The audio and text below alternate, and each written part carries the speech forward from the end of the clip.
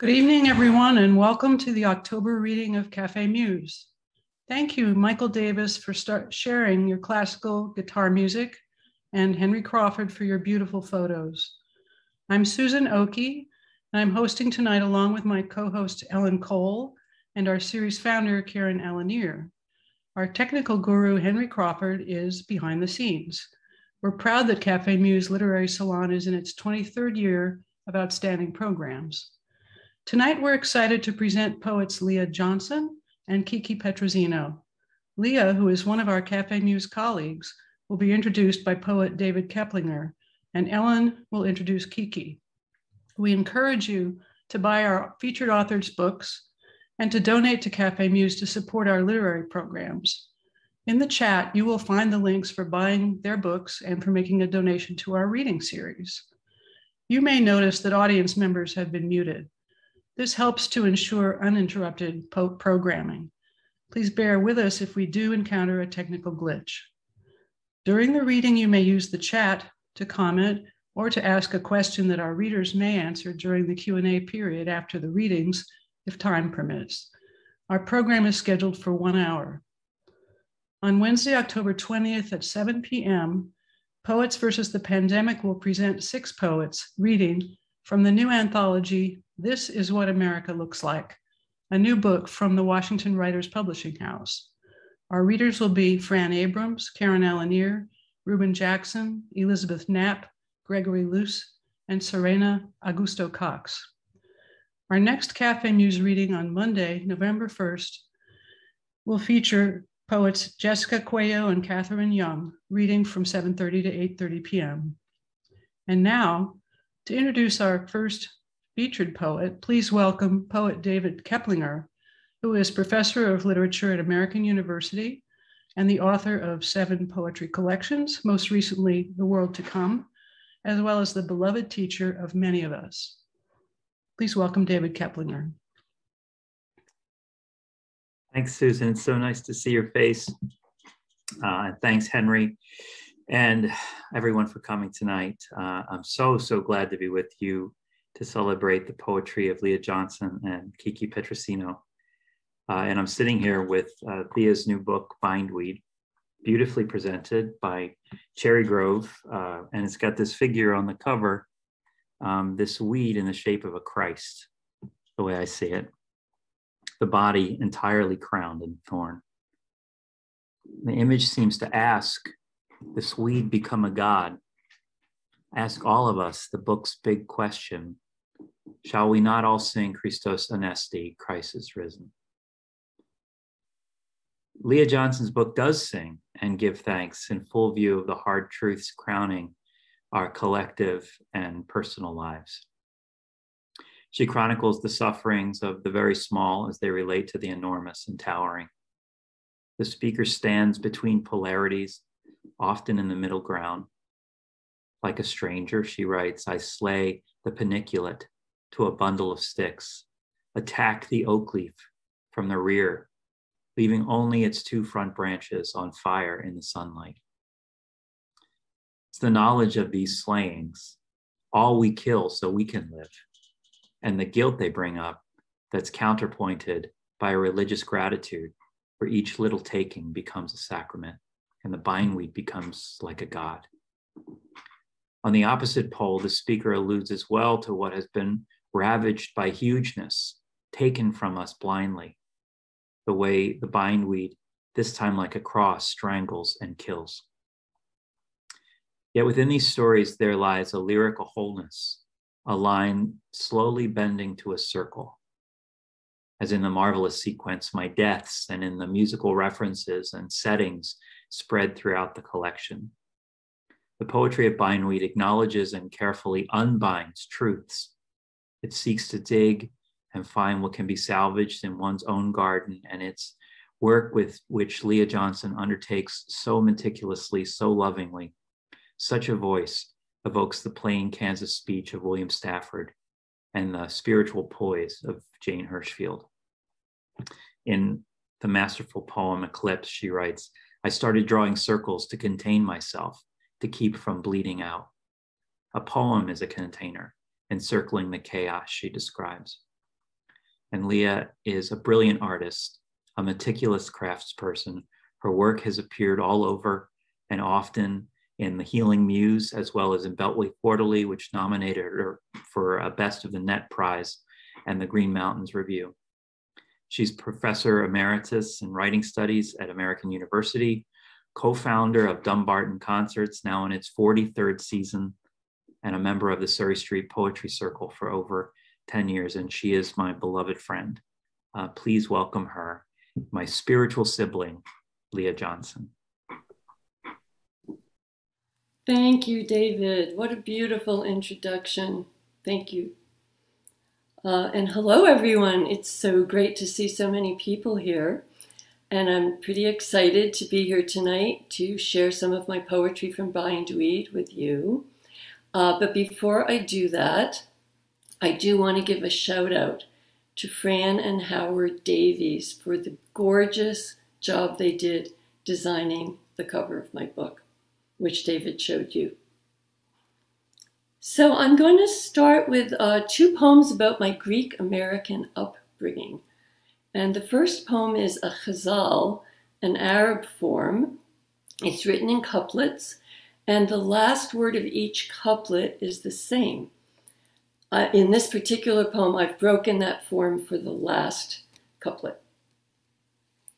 These Lenten days, an antiphonal chant.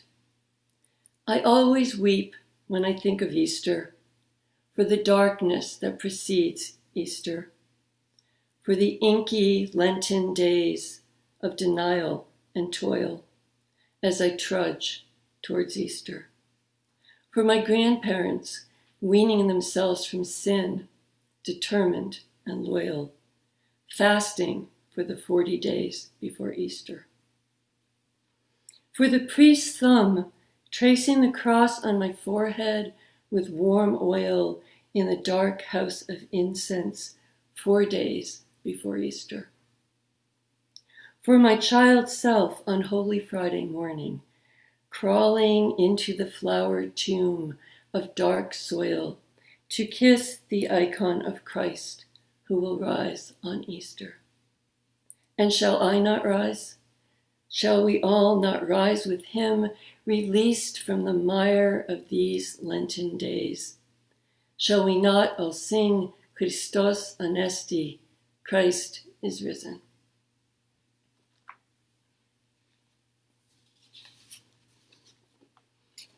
Bright secular day.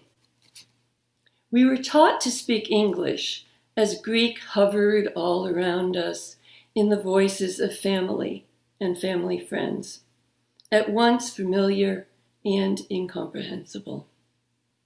We ate hamburgers and French fries, taramusalata and keftedes, tuna sandwiches on Pepperidge Farm white bread, and spanakopita, roast beef and mashed potatoes, roast lamb and pilaf, apple pie and ice cream, and baklava dripping with honey.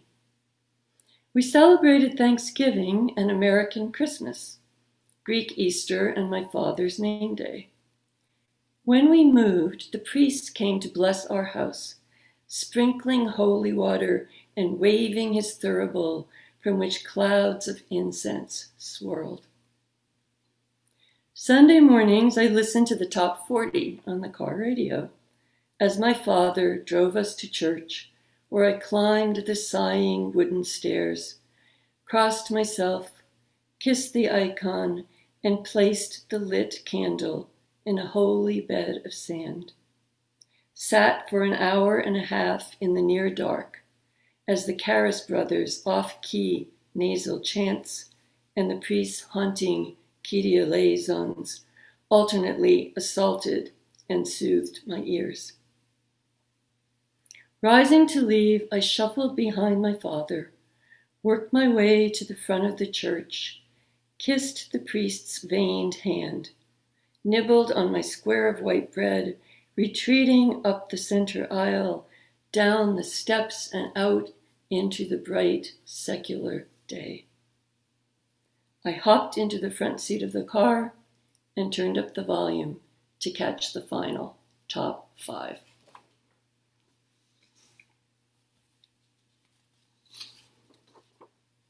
These next two poems are about sexual abuse. The first is a French form I've grown quite fond of. It's called a pantoum. And the way it works is the second and fourth lines of each stanza are repeated as the first and third lines of the next stanza. And it stitches itself together this way to make a poem. Dolly. I don't remember a voice, only his shadow in the doorway, terrible and familiar as I shrank to the size of a clothespin doll. His shadow in the doorway, dolly moo, they laughed as they pinched my cheeks, and I shrank to the size of a clothespin doll among the needlework and the heavy black coffee. Pinched my cheeks on Sunday afternoons on the piazza, laughing. I slid the bright orange blossoms of trumpet vine over my fingers, among the needlework and the heavy black coffee. My godfather's arm reached out like a tentacle and pulled me onto his lap. I slid the bright orange blossoms of trumpet vine over my fingers, the day unwinding like a spool of thread, my godfather's arm reaching out like a tentacle to pull me onto his lap, his hand sweaty and swollen. The day unwinding like a spool of thread, terrible and familiar, his hand sweaty and swollen. I don't remember a voice.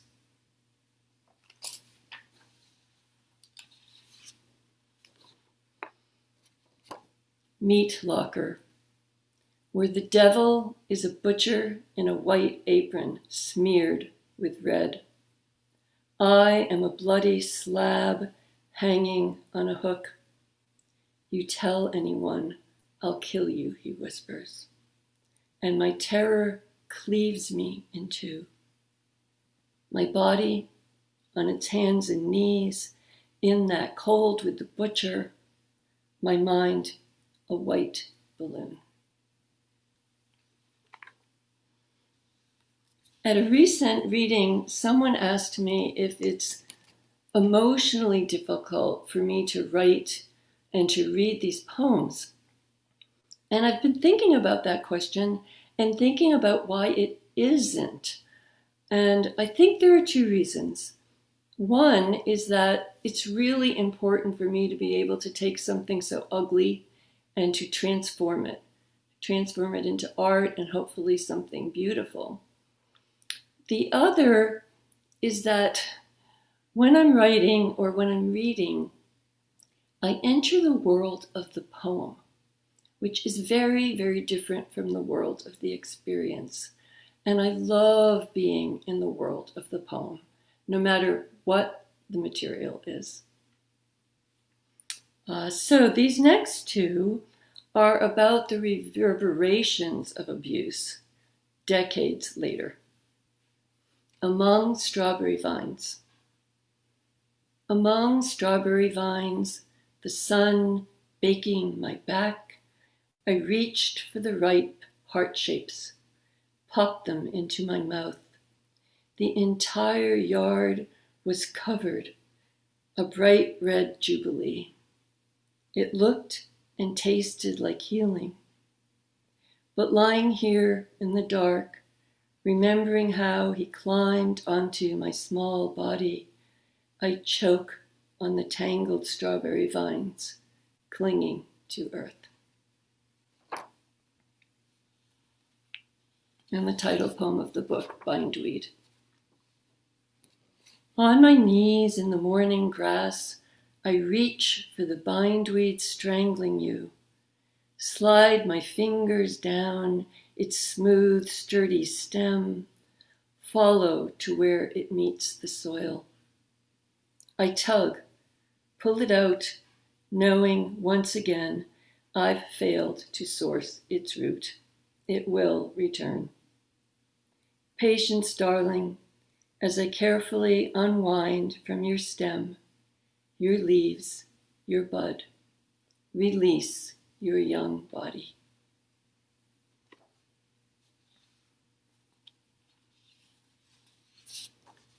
From 1982 to 1985, my husband and I lived in Brussels, Belgium. Now, this is a city known for many wonderful things. Chocolate, above all, beer, gorgeous architecture, fine cuisine, all of which we enjoyed. However, it's also known for its incredibly long and bleak winters. And the first year, I counted 30 days in a row that the sun did not make an appearance. So how did I get through this darkness? I went to the Musée des Beaux-Arts and Musée des Beaux-Arts, and I was so excited to discover all sorts of artists I did not know about, one of whom was the Belgian surrealist René Magritte. And at the entrance to this particular exhibit was this wonderful quotation by the French poet Guillaume Apollinaire. Le soleil est à l'intérieur. The sun is inside. And I borrowed that for the title of this poem. The sun inside. Early mornings, the stepsister of dread inhabits my body and pins me to the bed. Even though salt air rushes in through screens and stings my nostrils, wraps me in its arms. Even though dune grasses dance behind my eyelids and I wake with the sea in my mouth. Autumn 1968, Syracuse. I was tripping on mescaline and Jeannie was rose and gold and chestnuts. Sitting on an old sofa on the roof of Lehman Hall in winter, wrapped in blankets, I peeled an orange and handed out the segments one at a time. Because we loved the Beatles, because we made love, not war, and the ancient empty streets too dead for dreaming hadn't yet become our anthem. Because on the red pillow of passion I lay my head each night and woke each morning sober. Because I rolled up the hill of Crouse College in the spring grass.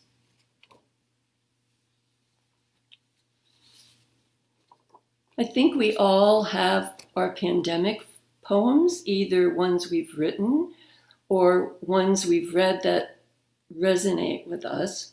And I'm going to read two of my pandemic poems.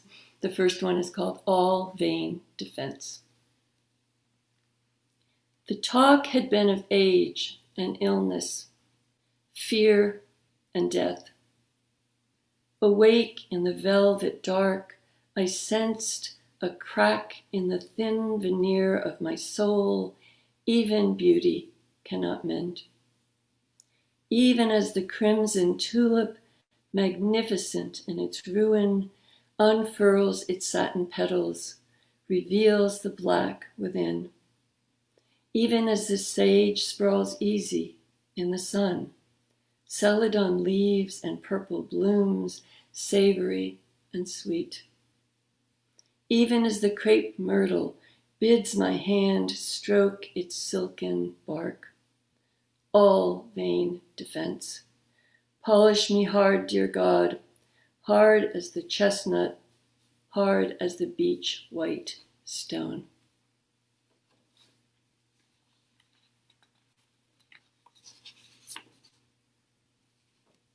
Amulet. Finally, what do you hold dear? The calm and quiet of green. I wear it as an amulet. In these clamorous times, a hum, a whisper, a bed laid down amidst the roar. I want no other song, no other resting place. Green knows my nature and my name. And I'd like to end with The Goldfinch, after Donna Tartt's eponymous novel. This is dedicated to my dear friend and teacher, David Keplinger. The Goldfinch. It's about intrigue and injury and losing one's way. But mostly it's about how beauty sustains us. How in the night we think about it, wrapped up and stashed under our bed. How we can get down on our knees, peer into the dark and retrieve it, untie the twine that binds it, release it from the layers of fading newspaper, bring it out, ours. Or how even the belief that we own it keeps us alive.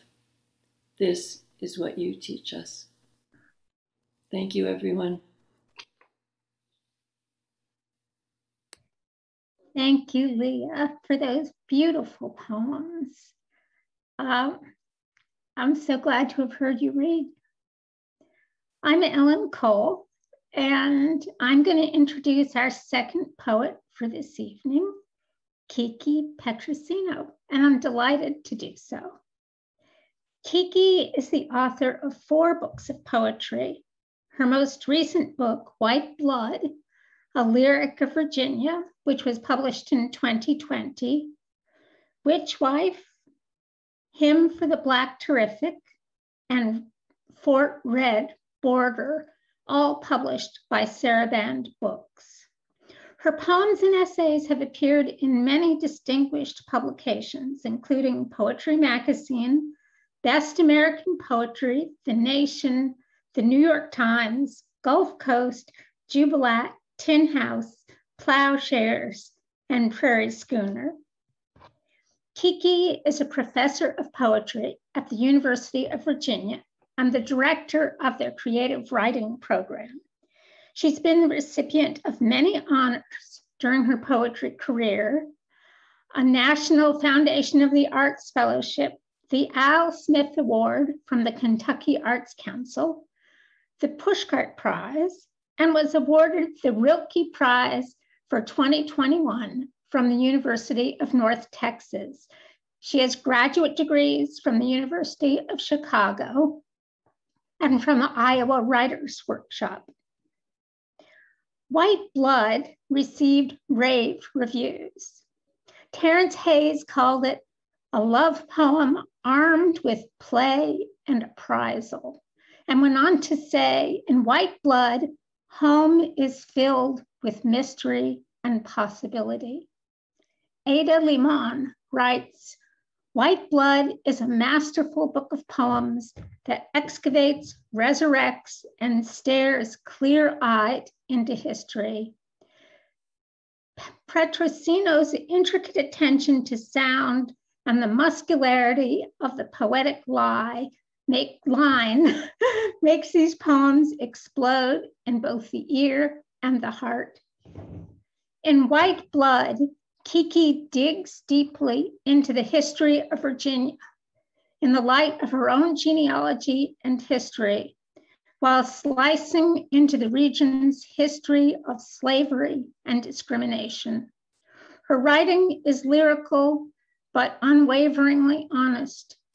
She shines in her use of many forms, including erasures, villanelles, epistles, and sonnets. Each section of White Blood begins with an erasure poem, using documents explaining the results of her genomic DNA analysis as the base for the poems. I have to say, this was the first time I've really understood the relationship between the document an erasure poem is based on and the poem itself. She gives us achingly beautiful descriptions of the Virginia landscape. In a heroic crown of sonnets, she invokes what it was like attending the University of Virginia while knowing the painful history of slavery there, and imagines the creation of Monticello and the lives therein. She writes about Thomas Jefferson's overt racism and what Sally Hemings endured. She writes about her grandfather's suicide and in a voice of free and enslaved Blacks, Black and white contemporaries of Mr. Jefferson. The book is a kaleidoscope of Virginia and its paradoxes, its loveliness, and its pain, past and present. So I'm happy to say, here is Kiki Petrosino.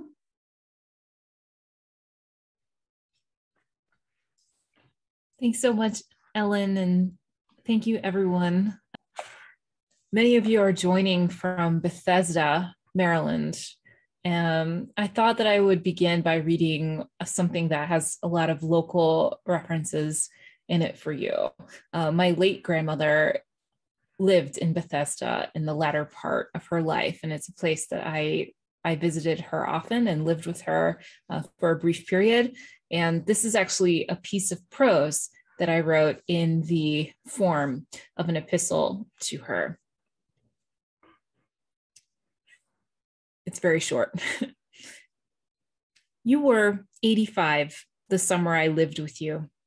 Mornings we rose early, settling into the strange and ever-present hum that seemed to surround the condominium. That hum, part air conditioning, part asphalt, part geranium-bright Cadillacs spinning down Westlake Terrace on their way to the Capitol. That summer, I learned to associate this soft metropolitan drone with your lucky mid-Atlantic elder years. To me, your life was sunshine, breezes, comfort.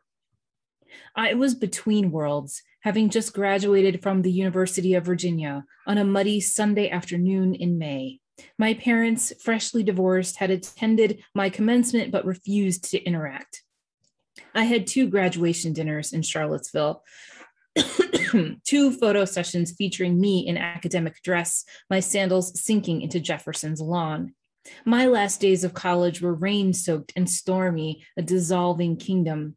I'd already started to tell myself that I was a happy wanderer, a young adult who could find her home anywhere in the world. I imagined a family of my own making, long dinners with laughing friends, road trips to beautiful places.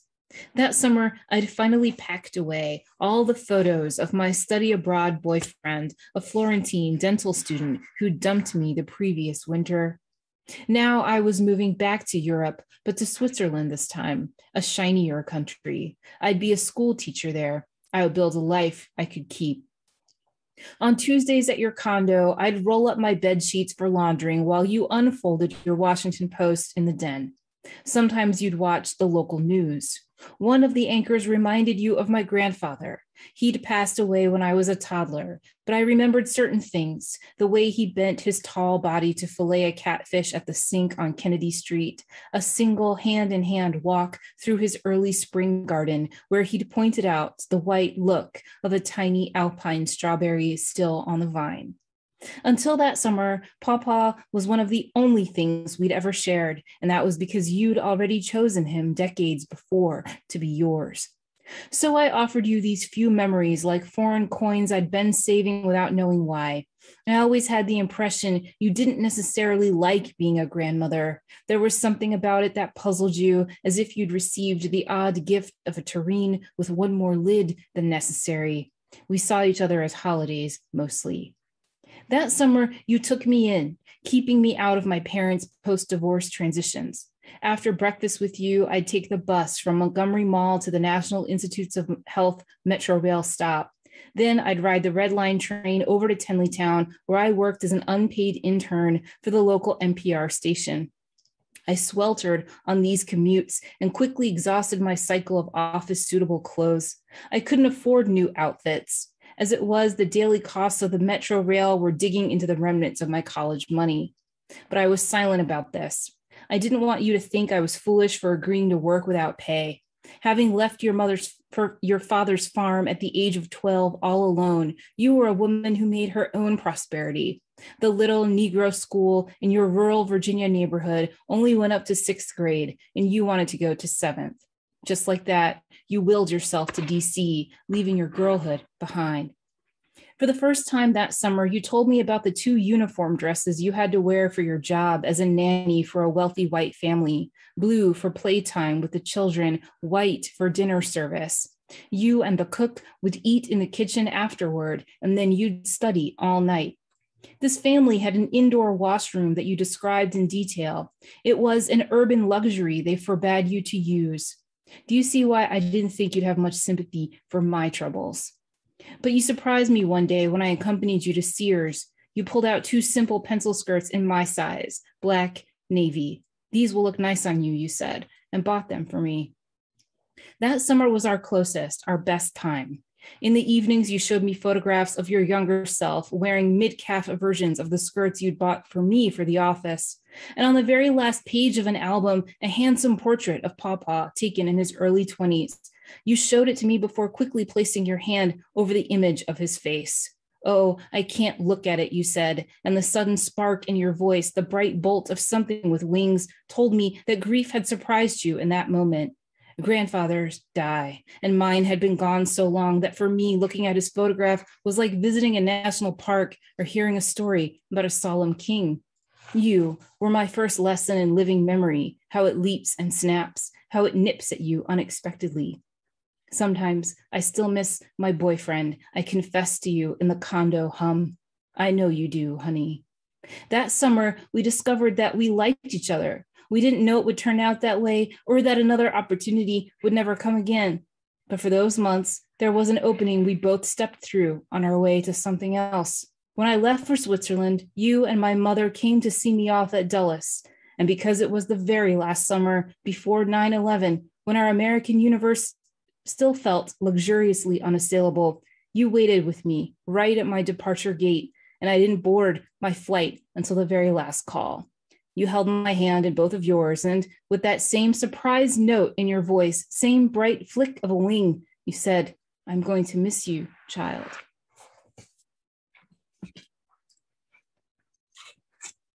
So now I'll switch over to poetry. Thanks for allowing me to read that. I actually have not read that aloud before. These are going to be a couple of poems from White Blood, a Lyric of Virginia, which I published in May of 2020, right when the pandemic was at its height. And there's a section called In Louisa. Louisa County is a county in central Virginia, and that's where all my grandmother's family are from. It's also the county right next door to Albemarle County, which is, of course, where University of Virginia and Monticello are located. In Louisa, you wake up because you hear someone singing, little lamb, as if the singer were calling from across a great distance. You know, as you've always known, that you're the little lamb in this song, just as you know that no matter how far you may wander from the loop of sand where you were born, the singer of this particular song will always sing little lamb, meaning you, quite distinctly. As you slowly climb from the covers, you try to tell the song to stop that noise, please. But what comes out is play it again, which you hadn't meant to say at all. Soon, the song starts up once more, spinning the long journey of itself. It speaks of coiling into thickets of sharp weeds, of slanting across hills. The song even describes you in some time before remembrance. You wore a suit of woven water and learned to speak in rippling syllables. You, or someone like you. The research process took me pretty far back into my family's history in Louisa County. And of course, that history intersects with the institution of enslavement. And so some of these poems have to do with trying to find out more about my family in that time and confronting the reality of there being incomplete records. Message from the Free Smiths of Louisa County. You want to know who owned us and where. But when you type, your searches return no results. Bondage was grown folks' business, then old folks. We saw no reason to hum old master's name to our grandchildren or point out his overgrown gates, but you want to know who owned us and where we got free. You keep typing our names into oblongs of digital white. You plant a Unicode tree and climb up into grown folks' business. You know old folks don't want you rummaging here, so you pile sweet jam in your prettiest dish. You light candles and pray, tell me who owned you and where I might find your graves. Little child, we're at rest in the acres we purchased. Those days of bondage were old folks' business. The grown folks buried us deep. Only a few of our names survive. We left you this, sudden glints in the grass. The rest is grown folks' business, we say, yet you keep asking who owned us. The origins of Butler Smith. B is for bright, a boy. No birthmarks, but his hair inclined to straightness and his nose more like a white man's. B also for the bluets you dreamed, crowding the drive leading up to the old farm you've crossed 2 states to see. What'll you do if you find no parcel in the name of B? At the courthouse, in the relic room, at the indicated plat. So sorry you didn't already know the yard where chickens pecked and patted under the eye of Granddaddy B. So sorry you missed him on his way. He must be burning high above your head, a comet or worse, the story of a comet somebody told you. Wrong comet, wrong county, wrong dates spiraled into the roll book, a roll of microfilm for every year you can't confirm. How to confirm a certain smokehouse not marked on any grid. Lucky B, spangled B. This is not where you begin.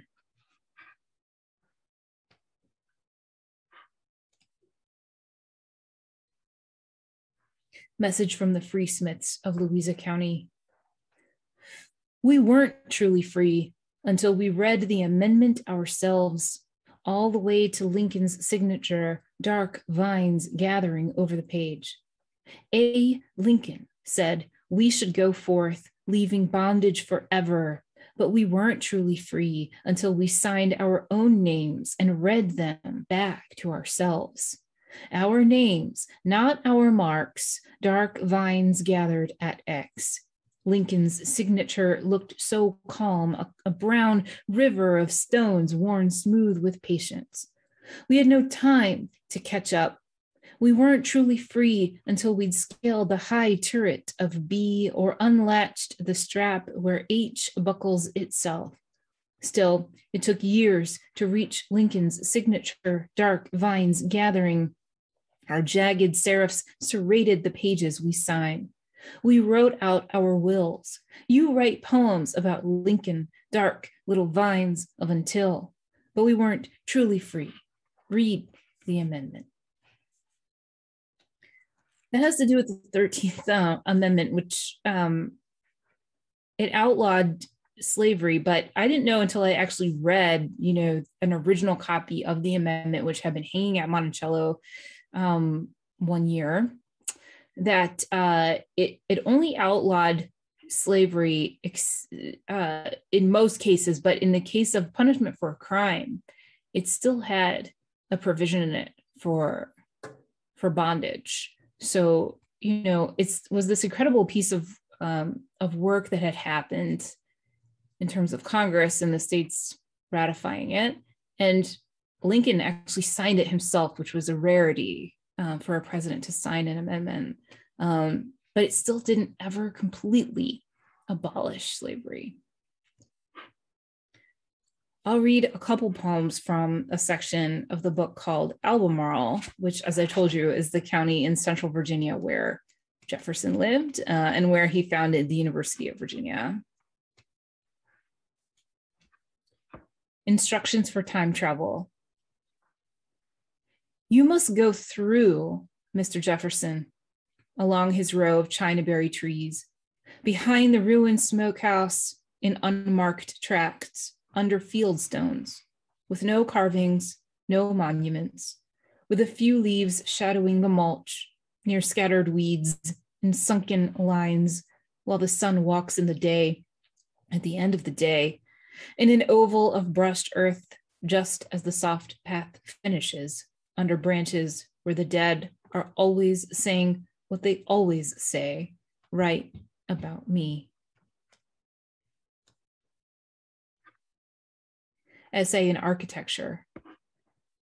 The human face, its pine doors painted like mahogany, human face with horses under each veranda. Perfect parquet tetragons of the human face still legible in Old French. Sealed closet of the human face lit by oculus, design face, tinker face, factory face. Twine and bare wood comprising a pulley system for the human face, woodworked face with sunbeams settling in. Revolving buffet supporting the human face, entire pewter plate collection in the face, human face as soup tureen, as paint chip, as spit jack, smoke rings textured like the human face. Human face cured, human face pickled, human face brushed with olive oil, anchovies, and Parmesan, green floor of the dome room just above the human face, floating view of the face, its quarter farms, rough cabins dotting the sloped face, partly visible, human face built to resemble a great clock, great pendulum, drawing faces in the air. Terrorum. Every night I go back to Mr. Jefferson's place, searching still his kitchens behind staircases in a patch of shade somewhere, beside his joinery and within his small ice house, till I get down that pit lined with straw, which Mr. Jefferson once stacked frozen slabs of river water until summer. Then visitors would come to him to ask about a peculiar green star or help him open up his maps. They'd kneel together on the floor among his books, lavish hunks of ice melting like the preserved tears of some antique mammal who must have wept to leave Albemarle, just as I wept when I landed in Milan for the first time, Stone City, where Mr. Jefferson began to learn the science of ice houses, how you dig into the dark flank of the land, how you seal the cavity. Leave open just one small hatch through which I might lift through gratings Mr. Jefferson's cold dressed victuals, his expensive butter and salads, the sealed jars sweating clear gems of condensation, white blood appearing from warm air, as if air could break and slough, revealing the curved arc of our shared Milan. There, I wore silver rings on each thumb. I studied and spoke in fine houses of ice. I knew a kind of crying which sealed me to such realms for good. Old magic weep, old throb in throat. How much of my fondness for any place is water, stilled and bound to darkness.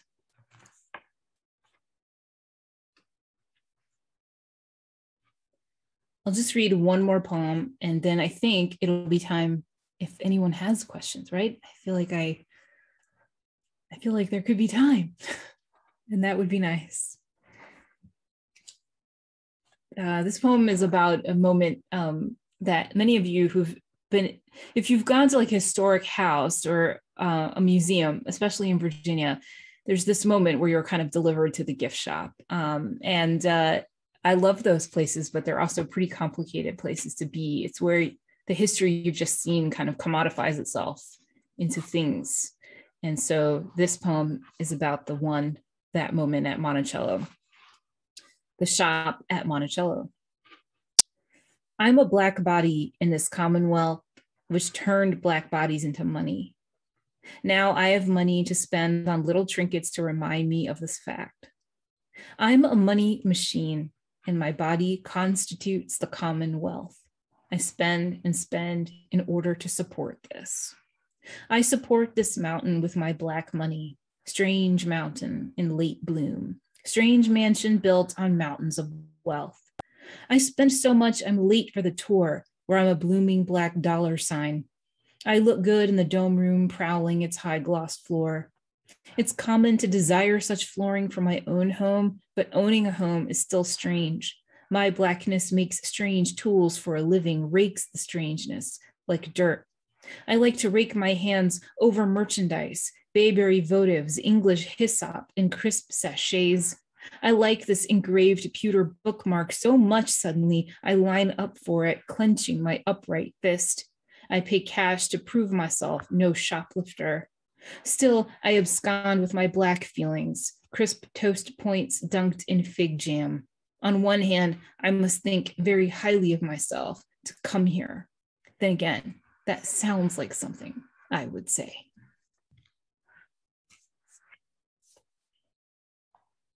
Thank you, Kiki. Those were wonderful. I think we do have time for a Q&A, which Karen Alanier of WordWorks will lead. Karen?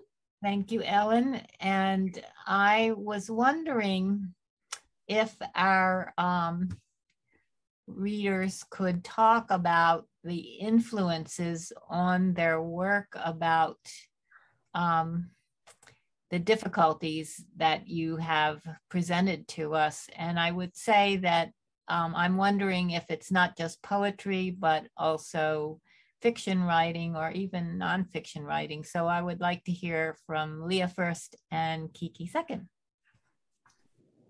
Well, I can talk about influences. I'm not sure how much it has to do with the difficult stuff, but I spent from the ages of 8 to 28 sitting at the piano from 1 to 4 hours a day. And I think my influences are Bach, Mozart, Chopin, Schumann.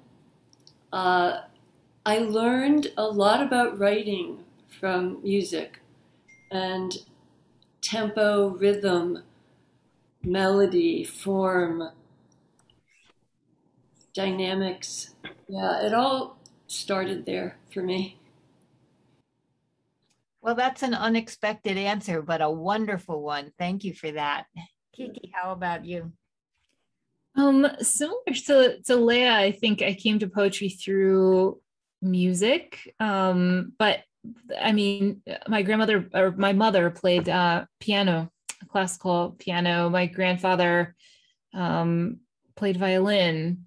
And so classical music was also a part of the sonic environment that I had growing up, but there was also a lot of pop music, and MTV kind of came into its own in my very early childhood. So the cadences and rhythms of music were always really important. I would probably say, I mean, I guess I would like to take the opportunity to give kind of an unscholarly answer. You know, I could give like a long list of other poets, Shakespeare and Dante, and like all kinds of other things that I've read, but really, when I think about my own literacy, which is what my poetry stems from, I would really want to point back to my family. Reading and writing were always activities in the house, telling stories, listening to books on tape, talking about the things that we watched and the things that we read. That was just really part of the atmosphere, and because of that, I was able to cultivate this verbal sense, or a sense that language was something that was available for me to use. And so I really just want to point it back to my own family and upbringing. Okay, I see that well, first of all, let me just comment that I think it's really an interesting synchronicity that we have two readers who have this classical music background. I'm not sure that we knew that going into this reading, but sometimes we seem to hit the jackpot when giving, a good performance overall, because the two readers have something very much in common. There's a question from Anna Gerard for Kiki, I believe. Did you ever compare what you discovered in Virginia with the District of Columbia? Because Black families in both communities were connected, I think. And Anna has done various documentary work, film work on the Black experience in various ways. So I know where she's coming from, with this question. What do you think about that? Well, that's actually a wonderful question, because in the case of my grandmother's family, there was a lot of traffic between rural Virginia and DC. My grandmother was actually born in DC. Her parents had eloped from Louisa County to go to DC. They jumped on a train right after a secret wedding because they dreamed of living in the city and being city people. But in my grandmother's early childhood, this would have been right around 1918, 1919. There were some terrible race riots in DC. And it was right around that time that they returned to rural Virginia. And so it's the idea of the riots is something that I learned in researching myself and finding out a little bit of what had happened at that point. It wasn't part of my own family's history or oral retelling, but like the suddenness with which they just suddenly returned back to Louisa, I think has to do with that and the difficulties that they had being a Black family in DC at that particular moment of history. And so they lived in DC for a while. My great-grandmother was never very happy being the wife of a farmer. And I think that what happened is that many of her dreams were kind of transferred to my grandmother. And when she was around 12 years old, she basically put her childhood aside in order to continue going to school. And that meant that she had to go to DC, and it meant that she had to go alone without her family. She lived with extended family and with friends. And then eventually she ended up working for white families all the time, putting herself through school. So for me, the connection to DC always was about education. I found out from my mother recently that my grandmother had gone to middle school. The first school that she went to was called Garnett Patterson, and the high school she went to was Cordoza in DC. Interesting. Leah, community is also something that's very important to the Greek culture, and I wondered if you had anything to add relative to some of the things that you went through in growing up, relative to your Greek community. Well, it's interesting that I actually did not fully grasp that I was American until I was about 18. Oh. I was filling out college applications, and under nationality, I'd written Greek. And my mother looked at it and she said, "What? You're not Greek, you're American." But, it was that ingrained in me that I didn't quite get that. At the same time, there was this big push on my mother's part, going back to what Kiki said about education. This was her whole thing, education and assimilation. And we were not taught the language. They did not speak to us in Greek. They spoke to one another, my grandparents, their friends. We were embedded in this community, and yet there was this fear, I think, that we would not be assimilated at that time. That was the big thing then. Of course, do I wish I spoke the language? Yes, I would love to. But for some reason, that did not seem to affect my feeling of being a Greek person in this community.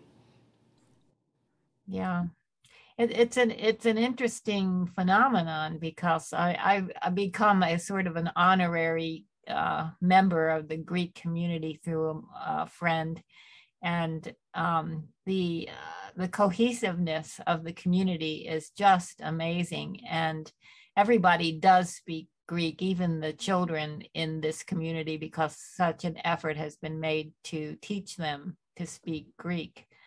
And definitely that way. Yeah, exactly. Okay, well, I'm turning it back to you, Ellen, then. I think we've had a really good program here. It was very moving, and lots of warm feelings about what we heard, even though some of it was difficult. So thank you very much. I completely agree. I thought the poems were wonderful and really appreciate. You know, I also love to learn things from poetry, and I feel I learned a lot from both of you. I want to thank Michael Davis for his beautiful music this evening, and also thank Karen Alanier and the WordWorks for sponsoring Cafe Muse. I want to thank Henry Crawford for his technical magic, and my fellow co-hosts, Susan Oki, Renee Garrity, Leah Johnson, Henry Crawford, and Majda Gama. Most importantly, I want to thank our wonderful audience for being here for tonight's program. You are the reason Cafe Muse exists.